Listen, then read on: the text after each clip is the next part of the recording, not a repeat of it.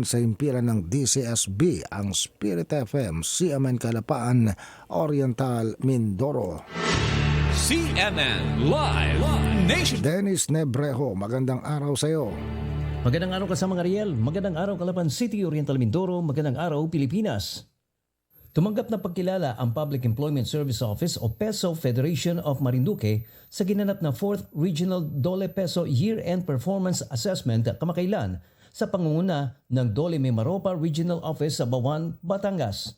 Ang nasabing programa ay dinaluhan ng mga PESO manager sa buong rehiyon upang suriin ang mga naging hamon noong 2025 at maihanay sa mga estrahitikong pagpaplano ngayong 2026.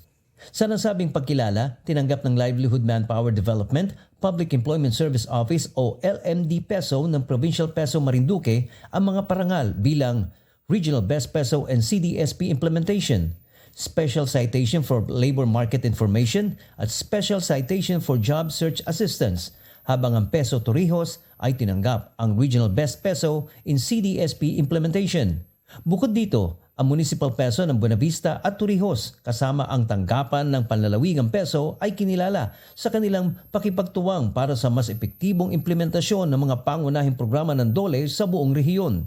Binigyan din ng Provincial PESO ang pagkilala dahil naging finalist ito sa 2024 National Best PESO Awards. Ang mga parangal na ito ng Provincial PESO ay naging tampok dahil sa matibay na implementasyon ng mga programang pang-empleyo, career advocacy initiatives at iba pang serbisyo ng DOLE sa kani-kanilang pamahalaang lokal. Nakamit din ng naturang tanggapan ang buong partisipasyon sa isinagawang Regional IEPA na nagpapakita ng kanilang pangako para sa aktibong partisipasyon, kolaborasyon at patuloy na mapabuti ang pagbibigay ng dekalidad na serbisyo sa mga empleyadong kanilang nasasakupan.